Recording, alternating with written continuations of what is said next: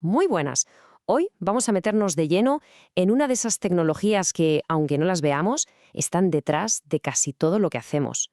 No hablo de Internet ni de los móviles como tal, sino de la pieza clave que hace que todo eso funcione, las bases de datos. Para empezar, a ver, una pregunta. Pensemos en tres cosas que en principio no tienen nada que ver. La app del banco, la plataforma donde vemos nuestras series o el historial en la consulta del médico. ¿Qué conexión puede haber ahí? Pues la respuesta es esa. Las bases de datos son el motor que hay debajo, desde el dinero que movemos en el banco hasta cuando reservamos un billete de avión o sí, incluso al elegir qué canal de tele ver. Son, de verdad, la columna vertebral digital de nuestro día a día. Bien, esta es la hoja de ruta. Vamos a ver cómo nuestro mundo depende de ellas. Cómo se hacían las cosas antes, que era un poco caótico. Veremos la revolución que supusieron, un poquito de su historia, qué es lo que las hace funcionar de verdad y cómo está el patio a día de hoy. ¿Vamos al lío? Empezamos fuerte. A ver, nuestro mundo y los datos. ¿Por qué esto es tan importante? Pues básicamente porque sin darnos cuenta estamos interactuando con bases de datos a todas horas, en casi cualquier cosa que hacemos en el mundo digital. En resumen, una base de datos es eso, una colección de información bien organizada. Pero ojo, la clave es esa, la organización. Es lo que permite que todas las aplicaciones que usamos, desde las redes sociales hasta las del banco, vayan como la seda, de forma rápida y segura. Sin ellas, la tecnología que damos por sentada simplemente no funcionaría. Se pararía en seco. Claro que esto no ha sido siempre así. Antes de tener estas maravillas, el mundo digital era, por decirlo suavemente, un caos. Era algo más parecido a un archivador de oficina, pero en versión digital. Lo que había antes de las bases de datos era el fichero. Para que nos entendamos, es como una de esas carpetas de cartón de un archivador. Dentro tienes fichas, que serían los registros, y cada ficha tiene sus apartados, los campos. Era una forma de organizar, sí, pero súper limitada. Y aquí viene lo interesante. ¿Cómo se accedía a esos datos? Pues el método más antiguo era el acceso secuencial. O sea, para encontrar un dato tenías que leer todo lo anterior, uno por uno. Es como buscar una canción en una cinta de casete, un rollo. La lentitud era desesperante. El acceso directo fue un avance brutal, claro. Ya era como saltar a la pista que quieres en un CD. Pero aún así la cosa seguía teniendo un montón de problemas. Y aquí, justo aquí, es donde llega la revolución. Frente a ese caos de ficheros sueltos, la base de datos trajo orden, trajo una solución basada en la estructura y sobre todo en la lógica. Esta es la madre del cordero. Una base de datos no es solo un montón de información, es una colección de datos que están relacionados lógicamente. Están pensados para que todo encaje, para poder consultarlos de forma eficiente y, muy importante, para que mucha gente y muchos programas puedan usarlos a la vez sin que todo explote. Y claro, esto soluciona los grandes problemas que tenían los ficheros. Para empezar, evita que tengas la misma información repetida en 20 sitios diferentes, que esto era una fuente de errores tremenda. Luego te permite controlar quién puede ver qué, lo que es vital para la seguridad.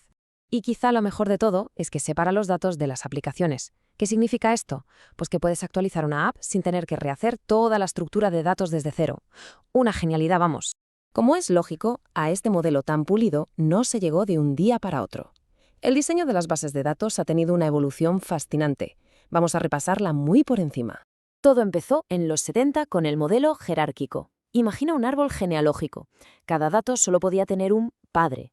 Era muy rígido, pero fue el principio. Luego vino el modelo en red, que ya era más flexible y permitía que un dato tuviera varios padres, pero el bombazo de verdad llegó con el modelo relacional. La idea es súper potente por lo simple que es, organizar todo en tablas como hojas de cálculo que se relacionan entre sí. Este es el sistema que a día de hoy domina el mundo.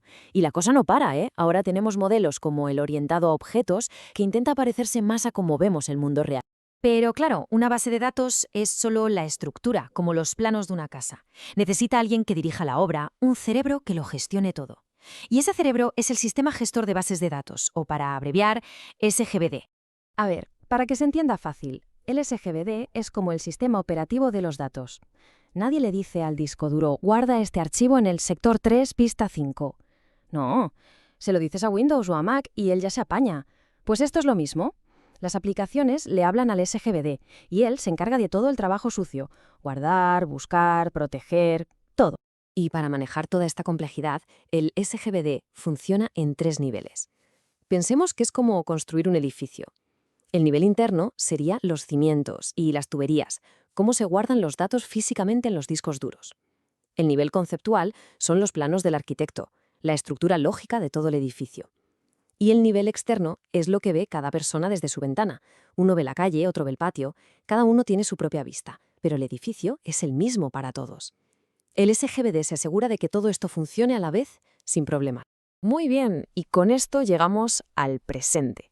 Vamos a ver cómo se organizan hoy las bases de datos, porque como os podéis imaginar, no hay una solución única para todo.